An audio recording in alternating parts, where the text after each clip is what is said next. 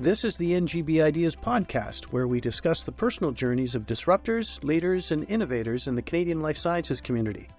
Hi, I'm Jim Wilson, and on the show today we're joined by Alex Muggah, whose serendipitous journey took him from Hamilton to Boston not once, but twice. Alex is Executive Director of the Synapse Consortium in Hamilton, Ontario, and he not only accepted the position he occupies when it was offered, he helped create it. Alex Muggah, I appreciate you allowing me to take some of your time to join us today. Welcome to Next Great Big Ideas, the podcast. Thank you very much, Jim. It is a delight to be here with you. I'm really looking forward to the conversation that we're going to have today. Likewise. Our listeners know this podcast is about the personal journey of leaders, innovators, and disruptors in Canada's life sciences community, and I'm looking forward to talking with you today about your journey. So if you don't mind, I'd like to start with your parents, as we normally do. Where were they born? What did they do?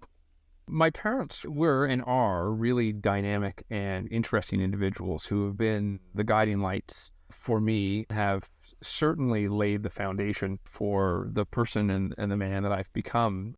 They were both born in Halifax, Nova Scotia, and were childhood sweethearts. We certainly are often regaled about their various misadventures and adventures in and around high school.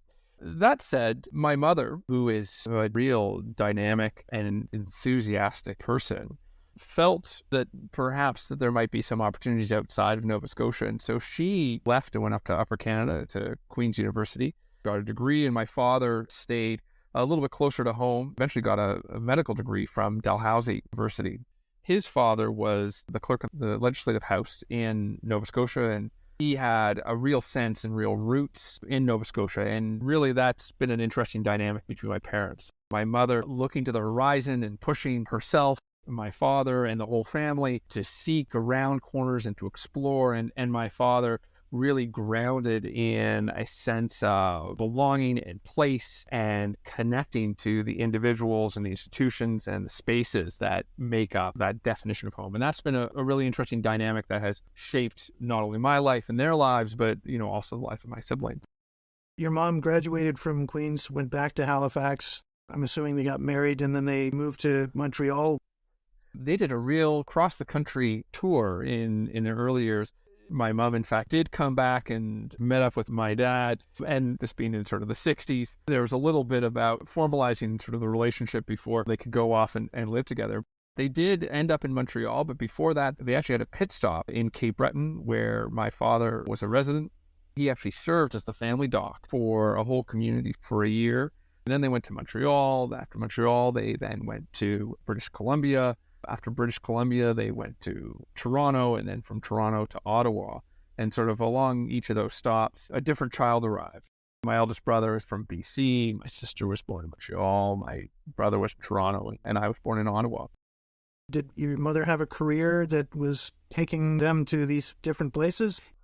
It was vice versa. So it was opportunities that were presented to my father through his specialization as an obstetrician and gynecologist.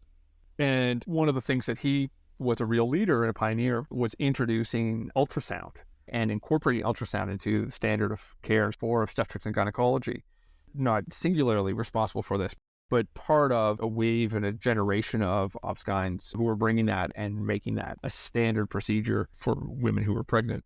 My mother did do work, but I would say that it wasn't until we got to Ottawa where my awareness of her working really kind of took off. And she's always been in the public sector and interested in community building, capacity building, interested in healthcare. So she worked with the Council on Aging up in Ottawa.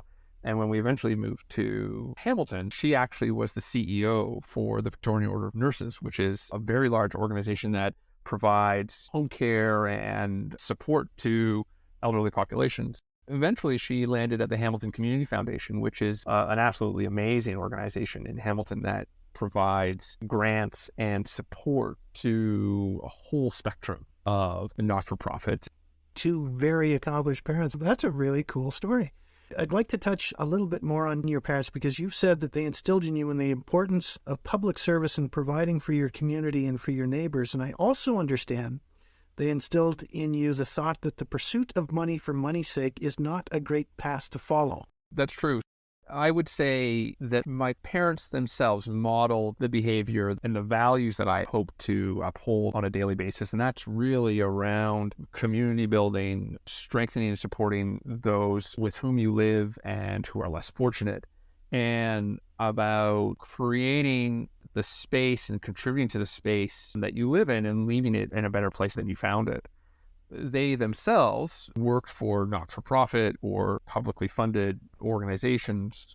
They sought out satisfaction and fulfillment through their impact rather than through their bank balance. And that was something that really resonated with me. Thank you for sharing that. So you were born in Ottawa in 1979, and you're the youngest of 4 siblings. I'm the youngest of 5, and my siblings tell me to this day that it's the best position to be in. Would your siblings say the same? Oh, absolutely. They paved a superhighway before me. They did all the hard work. They trained my parents. And I would say the only thing for which I might hold any regret is the fact that I was not tempered or pushed enough as a child to really fulfill my full potential, because they made it so easy for me. Got 2 older brothers and an older sister, and they are amazing, both in the way they live their lives as individuals and as parents and as citizens, as well as their professional accomplishments. Both brothers lived for a while in Sri Lanka, and one lived in Japan, and your sister lived in New York and Switzerland. Travel seems to be a common thread here. Absolutely. My siblings have definitely adopted and encouraged that sense of exploration and of pushing oneself and one's boundaries that was instilled by my mother. Really have gone away in order to learn and to expose themselves to experiences, to ideas, to professional opportunities, and then have all returned back to Canada to raise families, though my middle brother continues to be a global citizen. You've said that you've discovered through your siblings that life was fragile and you became a better person through that realization. What do you mean by that? I would say that my siblings have shown to me the value of taking advantage of opportunities that are presented, and have gone to places where the day-to-day lived experience of people in those different communities is harder than a kid growing up in Hamilton, Ontario. My sister spent time up in the north, helping communities up in the Iqaluit. My other brother did work in West Africa. And I think that the stories that they bring back have helped to ground my expectations about what is fair, what is equitable in terms of material satisfaction, and then also to realize how fast life can change. Those must be some incredibly interesting dinner conversations when you all get together. My siblings have definitely encouraged that sense of exploration and of pushing oneself and one's boundaries. When I was in university, I went to my father and I said, I want to go on exchange. He said, oh, where do you want to go to? And I said, Belgium. And he said, Belgium? What's going on in Belgium? And I didn't have a good answer for him. And he just sort of shook his head and he said, well, you think about that. You think about what you actually want to do and why you want to go there. What I really wanted to do was I wanted to get over to Europe so I could party in Europe. That ended up being a very unsatisfactory answer when I really examined it, and it led to opportunities. So he put your feet to the fire of responsibility at a young age. Right from the get-go. It was something that was important for my parents, that their children were good citizens not only of Canada but of the world. So you were born in Ottawa. Where in Ottawa did you live? So I lived in a little suburb called Manor Park, which was 12 square blocks of idyllic space. It had been initially conceived as housing for World War II veterans who were coming home. So it was kind of built up in the 50s. It was a space that allowed me to explore both geographically, so running around, being able to go through creeks and ravines and ponds. The Royal Mounted Police had their training ground there, so we got to sneak in and check that out. From there, I understand your father got a job at McMaster University in, of course, Hamilton. What was it that brought him to Mac? At that point, my father was given an opportunity to do 2 things. One was to be a prof at McMaster. Even more important was an opportunity to lead the obstetric and gynecology group at St. Joseph's Healthcare, which is a big research hospital in Hamilton. that opportunity to do both a leadership of that group coupled with an opportunity to be an active instructor and leader of medical students at McMaster was an invigorating opportunity for my dad. And at that point, 2 of my siblings were at university. And so the 4 of us ended up making the decision to move down. Did you settle in Westdale in Hamilton or near the university? Settled in Kirkendale. We moved onto a street that had probably about 40 or 50 kids living on it. Had a really interesting and invigorating childhood in Hamilton. When you were in high school, playing sports, belong to any clubs? I was your classic jock nerd, part of the hockey team, as well as the chess club, Model United Nations, and math league, while also running cross country and other sports. Enjoyed a lot of the activities, really had a lot of fun. After high school, you went to Queen's in Kingston, and you got a bachelor's degree in commerce. Why Queen's, and what was it about that degree that attracted you? Queen's was one of my top choices because of 2 things. The first was that my mother and my sister had both gone. I spoke really highly about their experience there. My interests at that time really revolved around international politics, around international trade, and around history. And there was an opportunity to take many of those as electives. But I would say that the kicker was a conversation I had with my family. I got into effectively everywhere I applied. And I said, look, I want to go to Queen's, and, the econ department will let me in, the history department will let me in, and the commerce department will let me in. Where should I go? My mother said, oh, you need to go and do econ. That aligns with your interests. My father said that hogwash, you need to go and do a history degree. And then my eldest brother pulled me aside. He said, look, you need to think about getting a job. You should frankly go and get a commerce degree. He made the most persuasive case. At Queen's, you ended up joining the Queen's Journal, the school newspaper, and you were working something like about 35 hours a week, running the paper, but not as the editor, rather on the business side. Plus, you were going to school, and your grades went up. I understand that situation taught you something about yourself. What was it that it taught you? Well, it taught me that a busy person is more likely to manage their time and to allocate effort against that time in a more thoughtful way. The old adage, you want to get something done, give it to a busy person, was never made more apparent for me than in that experience. And the journal was actually the opportunity that presented itself following my misadventure of trying to go on exchange to Belgium. And it did many things for me. The most notable being that I was given at the age of 20 the keys to a $400,000 a year business and told to run it alongside the 2 editors-in-chief. That responsibility was something I'd never experienced before. And it was incumbent upon myself to make sure that the money flowed in so that we could print it. And I really threw myself into it. There were 40 or 50 other students who were participating. It was completely student-run. And they came from every other department. And so suddenly overnight, I went from a very insular experience in the commerce program to suddenly being exposed to the entire school. And so that helped me in very vivid terms be conscious of kind of in and out groups and about getting in self-reinforcing bubbles, not only in terms of learning how to manage my time and learning how to dedicate myself to work and responsibility, but also to thinking about communities and how those communities interact, even when they live side by side. So if there's any university students who are listening to this podcast, I think the lesson is don't just go to class or to the bar on a Friday night. Get involved in something, spread your wings, see what else is out there. You'll be surprised by what you experienced. Say yes to everything. If I had a piece of advice to students is suck the marrow out of that experience. Just squeeze every ounce of every opportunity, because you will never have the kind of liberty and the plethora of options at such low stakes. It's a place to fail and a place to try and a place to succeed.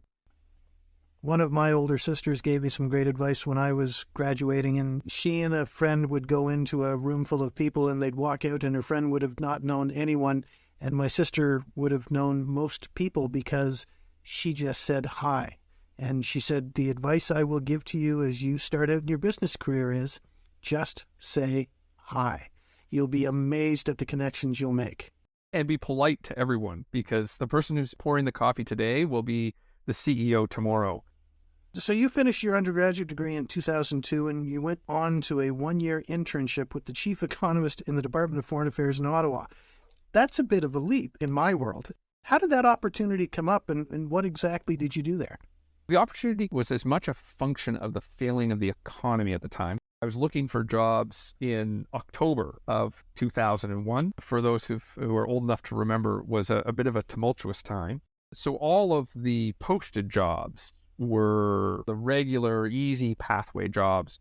I had a conversation with a really fantastic professor, a guy by the name of Mark Bush, who had done some work with the Department of Foreign Affairs and International Trade. And he said, look, maybe there might be an opportunity up in Ottawa.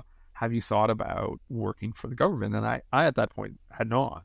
I reached out to the chief economist, and through Mark, had a couple of conversations with them, and they created an internship for me. And so that was a year of writing papers, doing data collection and analysis, but really having an opportunity to be exposed and to see the internal machinations of the Department of Foreign Affairs. And it whetted my appetite and exposed me to a whole set of professional opportunities that I hadn't even been aware of. And it was a real pivot for me professionally, at least for the next decade or so.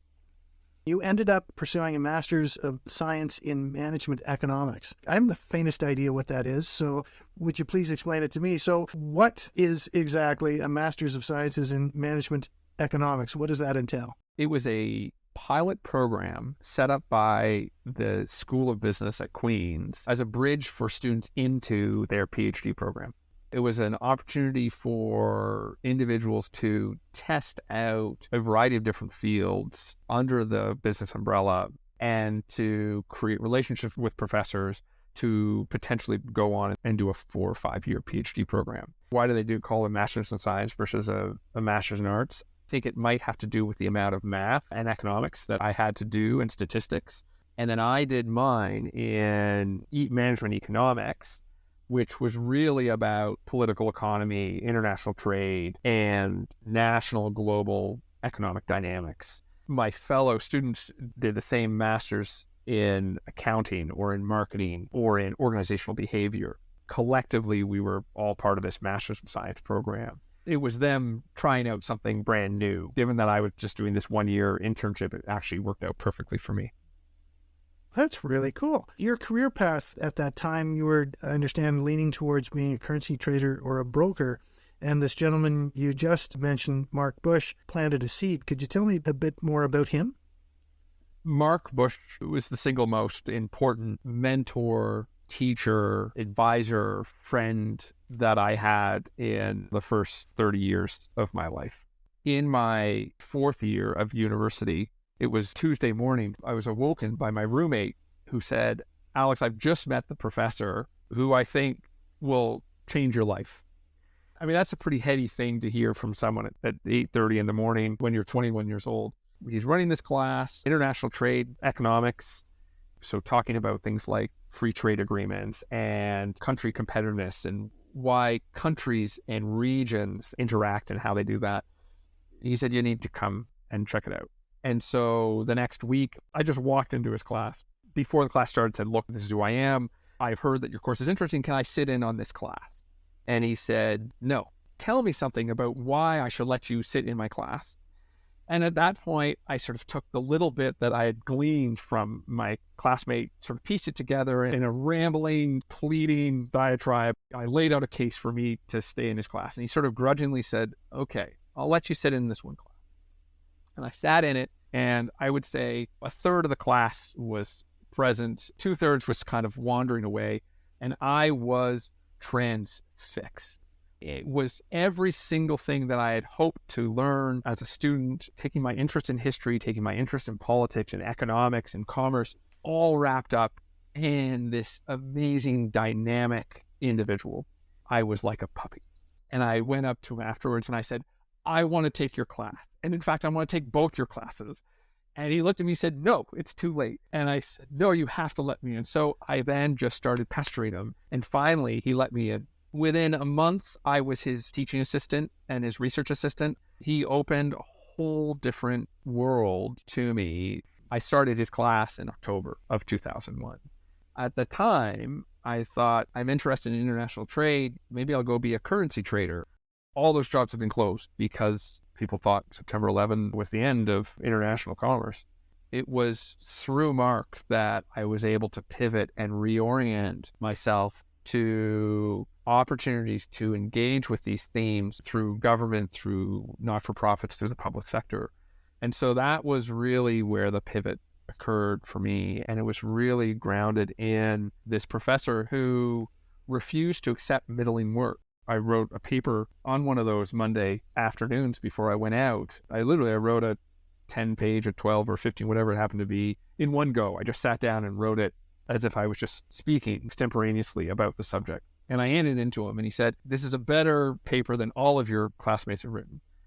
But from you, it's a piece of garbage. I won't accept it and I won't grade it. I said, what do you mean? He said, you clearly wrote a first draft, and that's not acceptable. And I said, but you just told me that it's better than everyone else. He said, I don't care if it's better than everyone else's. It is not nearly the caliber and the quality that I expect from you. And I said, geez, okay. So then I had to go back and I rewrote it. And he said, this is better, but it doesn't have any original thought. I said, well, what do you mean original thought? He said, I needed an original idea here. I had to spend the next 3 days thinking, and then finally an original idea popped into my head, or at least I thought it was original. It was original enough. And then I submitted it. He said, finally, this is good enough for me to grade, but it's not where you need to be. It's not where you need to get to. So he didn't set the bar. He kept pushing you so you would set the bar.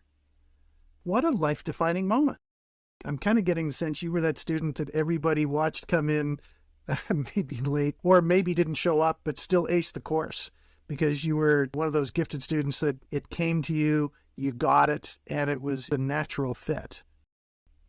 You got the first part right. For the most part, I was going to school alongside people who worked really hard. I would say that I put in relatively less effort per grade point than they did. I was sort of an A- student, but I was surrounded by A and A+ students who just worked really hard. I had a diverse set of interests and opportunities, and so I had to allocate my time. But I would also say, again, it wasn't until kind of fourth year when I met Mark that I said, oh, right, this is actually what going to school is like. This is what is required in order to achieve the reasonable expectations based on the gifts that I've been blessed with. You did your master's in economics with Mark Bush at Queen's, and you went back to Ottawa where you joined the Department of Foreign Affairs. What did that job entail? That was probably the single most concentrated fun period of my life.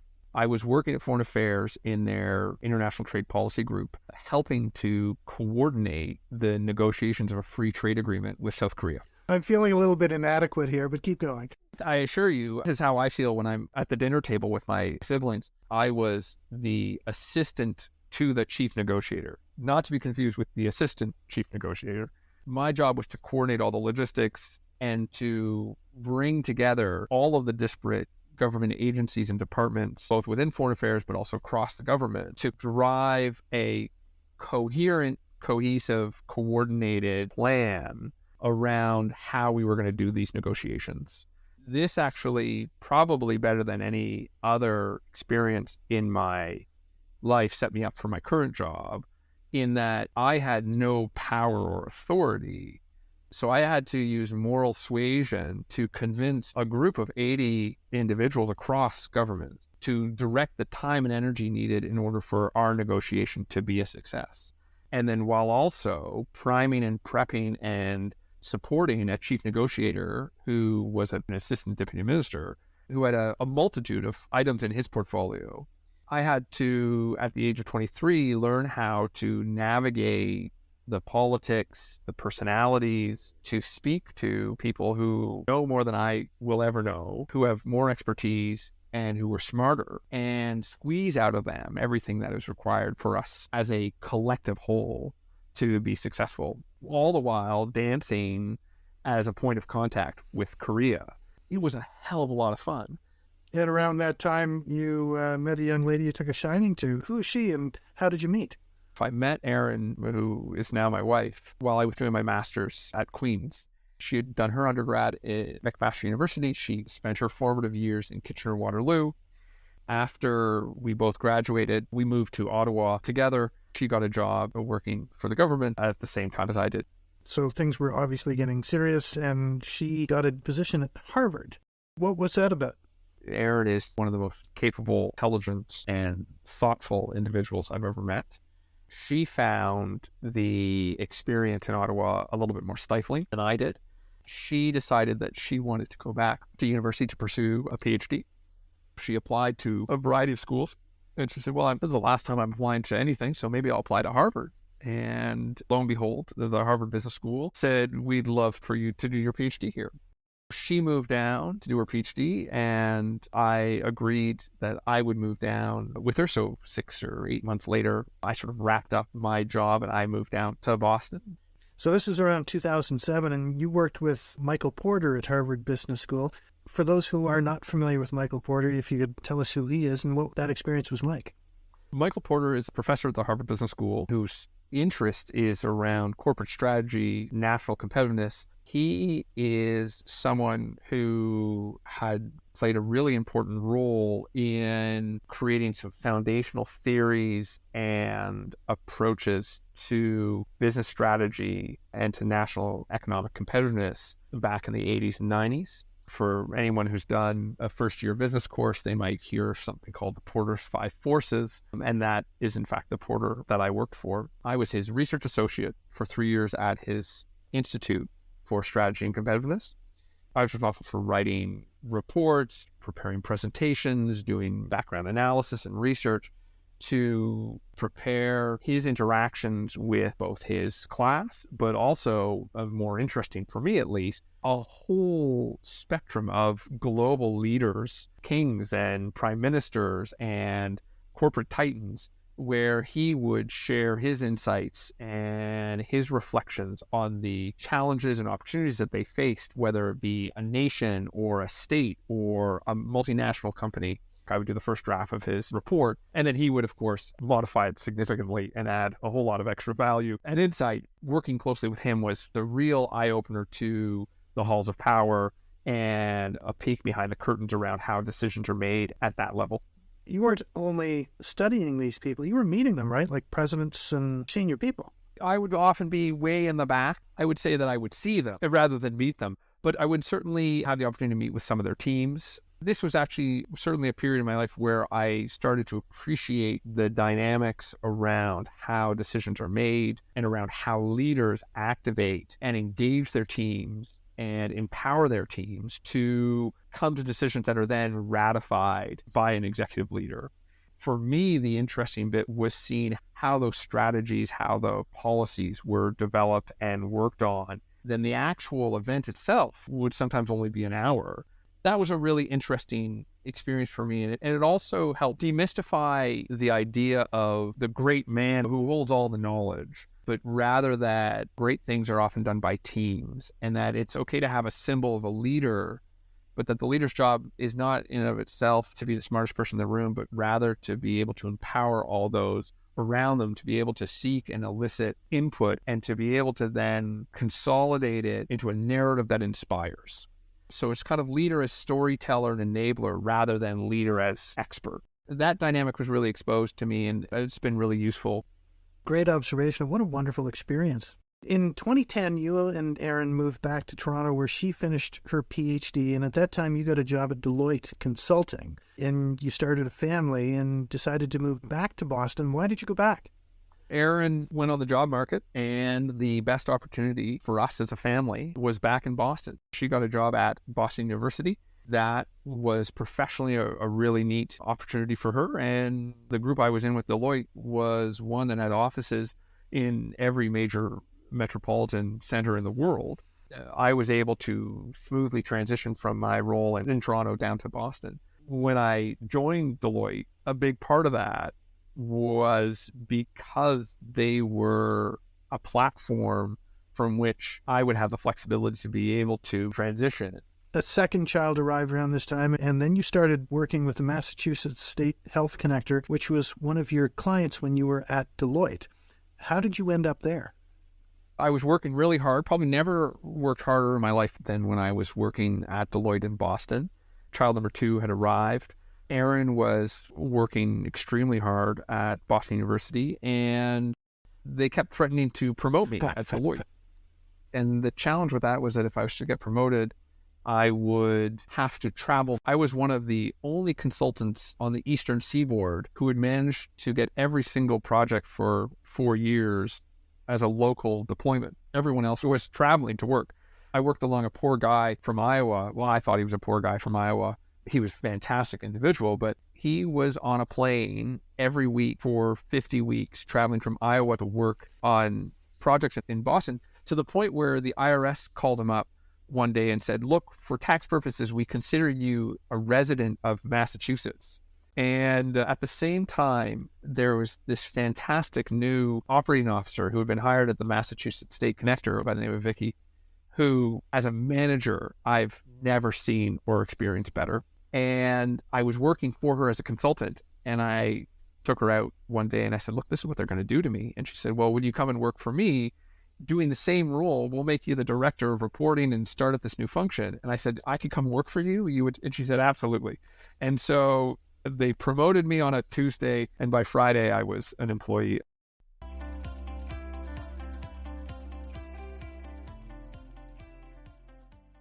We'd like to take a moment to remind our listeners this podcast is brought to you by laboccupier.com, and it's part of Next Great Big Ideas, Canada's Life Sciences Innovation Summit in support of McMaster Children's Hospital.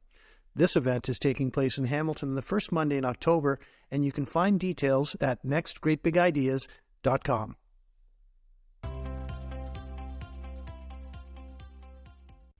What was so special about working with Vicky? What was she like?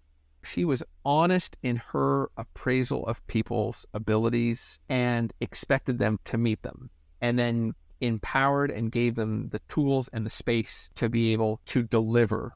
She never created unreasonable expectations, but she held people, and she was able to navigate being a friend who could put an arm around your shoulder and commiserate, while also holding you to account for the professional output.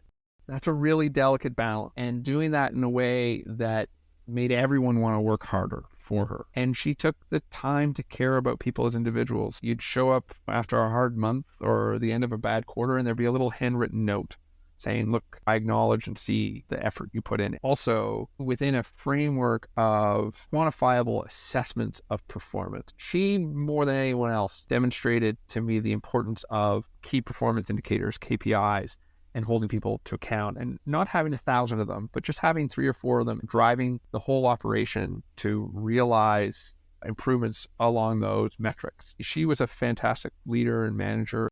Aaron, shortly thereafter, got a job at McMaster, and you decided to come home. Was that a difficult decision for either of you?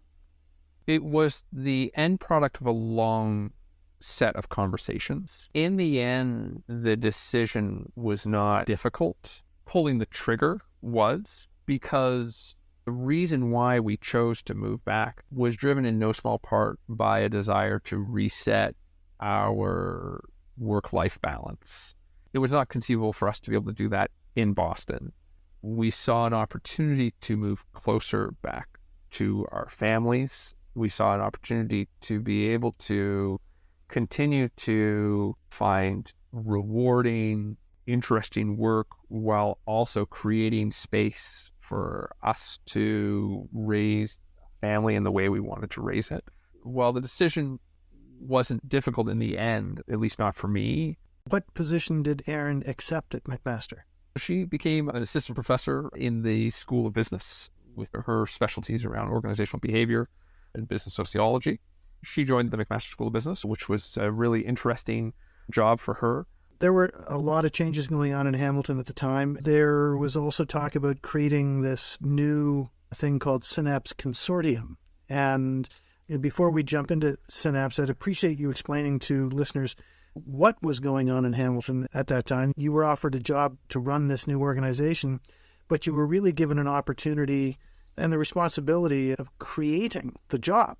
That's right. 3 or 4 years before that, the community had the Hamilton life science ecosystem or community as represented by some of the major anchor institutions, including McMaster University, Hamilton Health Sciences, St. Joseph's Healthcare, McMaster Innovation Park, Mohawk College, the City of Hamilton, Bay Area Health Trust, and a few others, were all increasingly conscious that there was a need for greater transformation of the intellectual property and the publicly funded infrastructure and expertise and assets that existed in Hamilton to be leveraged and transformed into commercially viable products and services. And this really stems from a global trend in turning healthcare as a cost center into something that produces exogenous benefits and externalities to the community in which these academic and clinical assets reside. That's a lot of buzzwords to say that what was happening is that there's a lot of money going into healthcare, and people wanted to extract some of the value out of that and turn those innovations into commercially viable companies. There is a lot of that siloing, and the mechanism that the community was exploring when I arrived was, how do we start to collaborate and coordinate better? We were depending upon serendipity for an opportunity that would come into the community to hit the right person in the right institution. They had to also care, and that there wasn't any release valve, so that if someone didn't know where to send someone, or someone didn't have the time to engage and have the 30-minute conversation to find out what the organization or what the company really wanted, the community effectively came to Innovation Factory, which is our regional innovation center. For those who live in Ontario, they might have heard of Mars or Communitech or Venture Lab. This is Innovation Factory, the regional innovation center in Hamilton.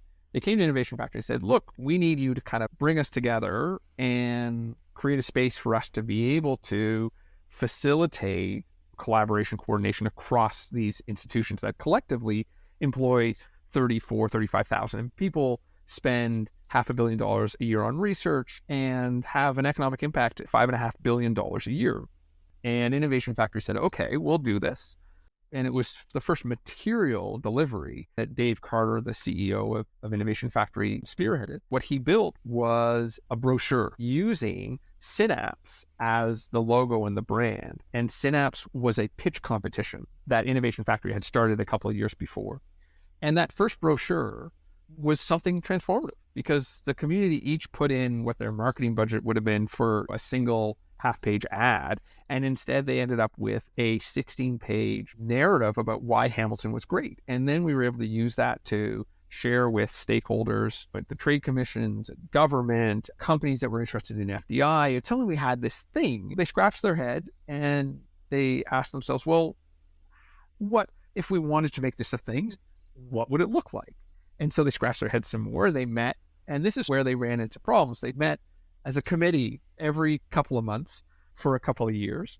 And they kept saying, what are we going to do? What have you done? And they all looked at their shoes and said, oh, geez, well, maybe next time. And they kept reaffirming this commitment, but they didn't quite know what to do. And so finally someone put up their hands and they said, look, let's put a couple of dollars on the table and let's hire a consultant. And the consultant can come in and tell us how to build a thing that can be the engine, this concierge that we think we need. And they went to a consulting firm, and the consulting firm said, for the amount of money that you've put in the pool, we can give you 6 weeks. And at the same time, I happened to be coming home to Hamilton, because Hamilton is a beautiful Goldilocks-sized city. So we're big enough that we have one of everything in all sorts of facets, but we're small enough that you can go and you can meet leaders and find time and engage with them. So I met with Dave Carter and I met with Keenan Loomis at the Hamilton Chamber of Commerce. They said, you're a consultant. Oh, you're coming back and you don't have a job and your wife's a professor at the university. Why don't we hire you? And instead of 6 weeks, we'll get you for 6 months. And I said, sure. You're going to pay me to meet with everyone in Hamilton in this sector and give you some recommendations on how to work more collaboratively. Sounds lovely. It's a great way for me to transition back into Hamilton, a community that I certainly still loved, but hadn't had any professional associations with for 19 years. very quickly, it became apparent to me what a Synapse could do, and to act as a concierge, to act as a facilitator. I came back and I said, what kind of budget do you want to deploy? And then based on that, as a community, here's how I would structure it. So I was able to build the job from the ground up.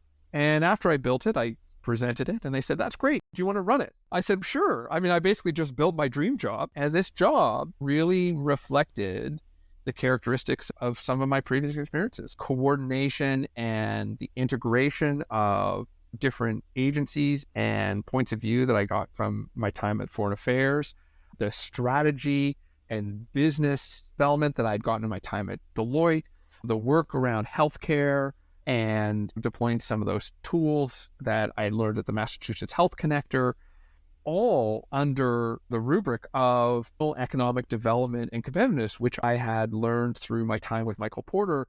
And that was inspired and kicked off by Mark Bush. And so I wove together effectively my dream job and have been doing that for the last couple of years. That is such a great story.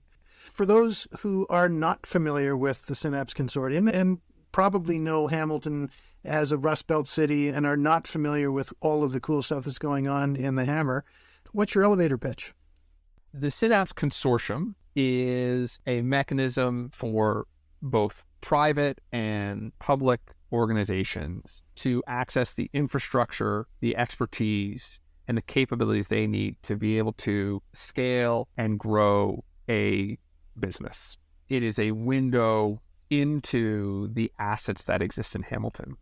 Hamilton sits at the fulcrum of one of the largest and most dynamic life science ecosystems in North America, stretching from Toronto to Hamilton to London. And it is a community that has world-class expertise and research and capabilities in a variety of sectors that are on the leading edge of the life science industry, whether that's genomics and personalized medicine, whether that's vaccines and pandemic response, whether that's remote care and digital tools that help enable individuals to manage their own care away from the hospital, or whether it's radiopharmaceuticals. In Hamilton, we have a collaborative spirit and the assets that can enable the testing and evaluation of your technology. We are the place in Canada that you should come to test and develop the next generation of cool ideas. It's got so many assets, and I have a personal affiliation. I'm on the board of directors of the Hamilton Health Sciences Foundation. You are helping people make aware of all the cool stuff that's going on. It's extraordinary. You've been at this now for about 6 years. What's been your biggest challenge? Probably the biggest challenge is that I am an economist by training, and that the personality that would be best suited for this role is probably one who is a marketer or a storyteller. And unfortunately, my storytelling often involves making things more dense and less accessible as I try to dive into details. And I think that's been tough because my instinct is not to go towards the storytelling. It's really around collaboration and community building. As I reflect on the last 6 years, I think about that as a challenge for me. It's about capturing the story in a bottle and being able to share it as widely and with the verve and the vigor that Hamilton deserves. What has been your biggest loss in the 6 years you've been on the job, and what did you learn from that loss? The last 6 years have been a really fantastic run for me and for Synapse. It is easy to get down on myself for a lack of impact, but fundamentally, I'm a single individual trying to push a super freighter that is filled with 36,000 people, and I'm trying to nudge it a few inches to a different course. And the thing about that is that the changes are imperceptible, because when you change the course of something the size of a community's ecosystem, of Hamilton's, of life science ecosystem, you don't see the change in 1 year or 2 years. You see the change in 5 years, 10 years, 20 years. And so loss for me would not be measured today, but would be instead measured in 20 years. If I've not changed the course enough today, but I won't know that for 20 years. Someone once asked me, he said, what's Synapse's purpose? What's success for you? I said, well, in the short term, that I can connect you to the person you want to talk to today, making that connection, that creating a relationship, a collision. But in the long term, Synapse's success will, if in 20 years, everyone in Hamilton is able to hold two thoughts in their head simultaneously. One, that they are part of the organization that pays their salary and they are invested in its success. And two, that they feel that they are part of a community and they are invested in the success of that community. Holding those two thoughts, that they are part of those two groups. But again, I won't know that for another 15 years. All the losses that I've experienced are not material. They're not the metric by which I'm measuring success. What's been your biggest win? I would say the biggest win that I've ever had was that I was recently in a meeting which I quarterbacked with a federal minister. And I set the meeting up so that I would pitch and try and weave all of the disparate elements together into a single narrative to sort of inspire this minister as she was in the midst of this site visit. The very fact that we had the minister coming was also a success.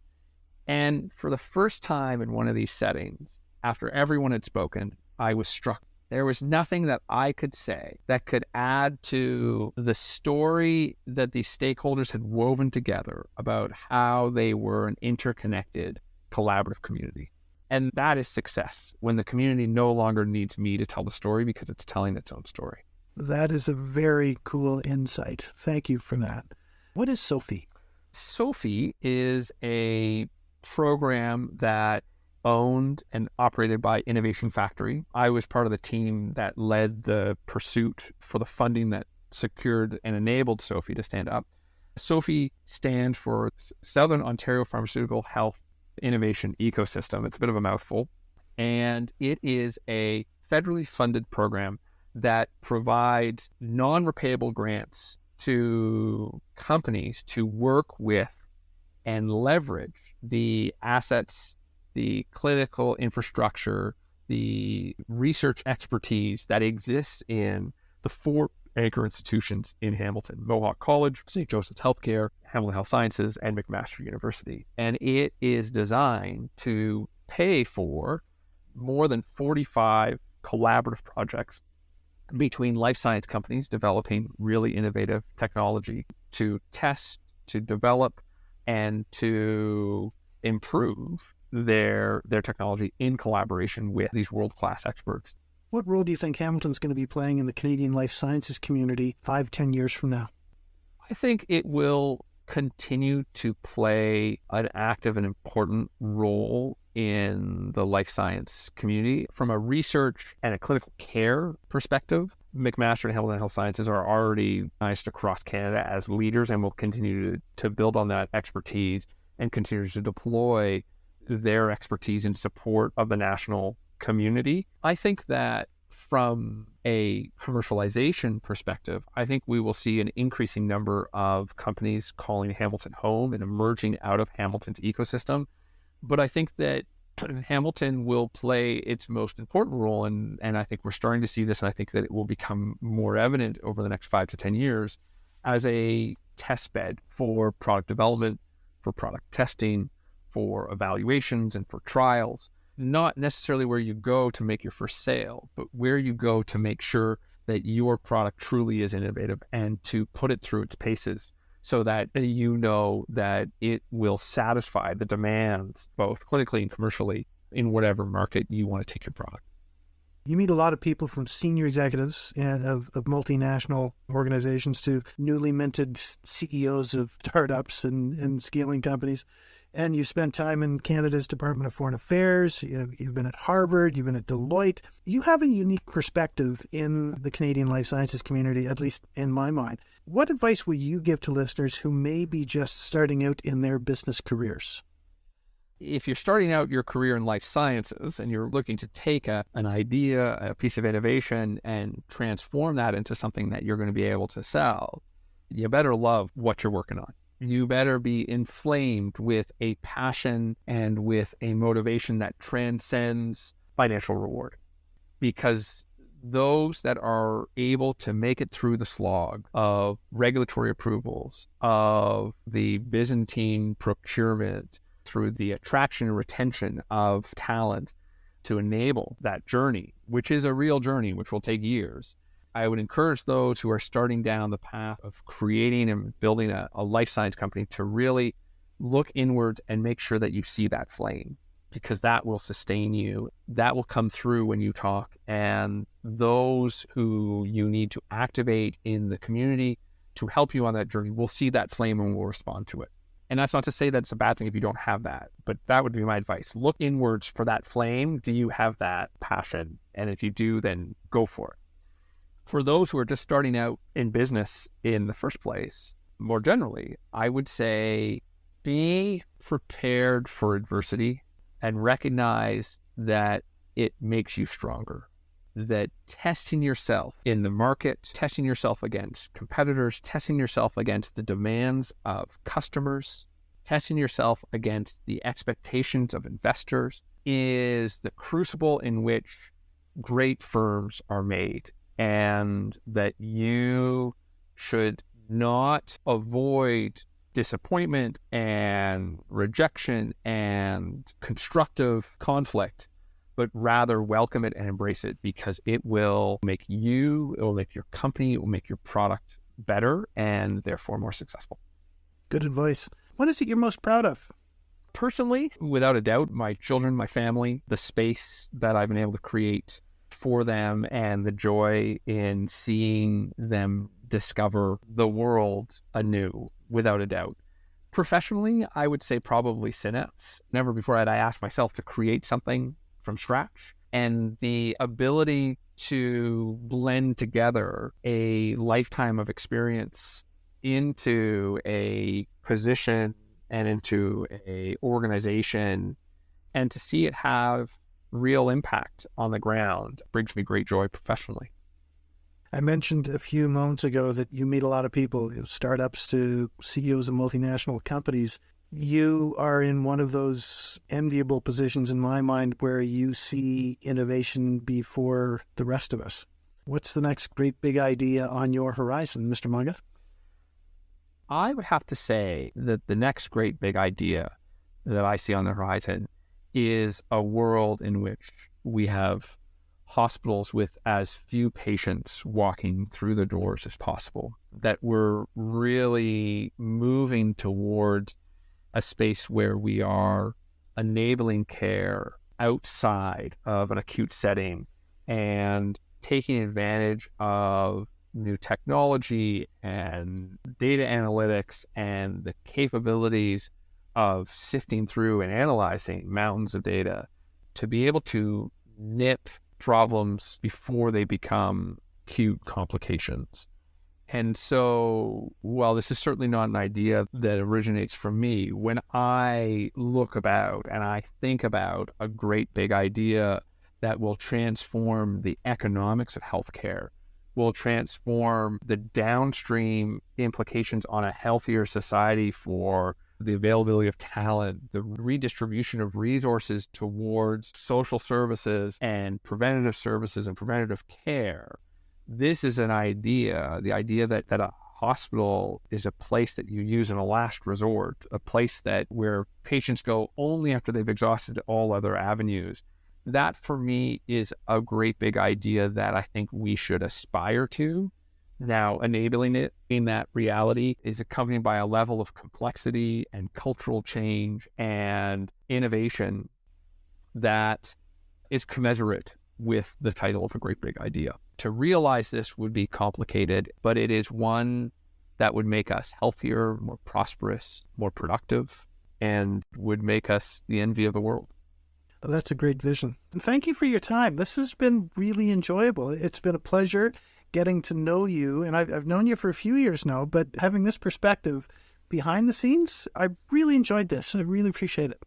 Well, Jim, it was a real pleasure. Thanks again. That was Alex Muggah, Executive Director of the Synapse Life Science Consortium in Hamilton, Ontario. You can find details about the organization online at synapseconsortium.com. This week's episode was researched and edited by Tisha Prasad. If you'd like to learn more about our team, you can find us at laboccupier.com, and you can follow me on social at laboccupier. If you'd like to contact me, I can be reached via email at jwilson@leonard, that's LENNARD.com. We hope you enjoy our podcast, and thank you so much for listening.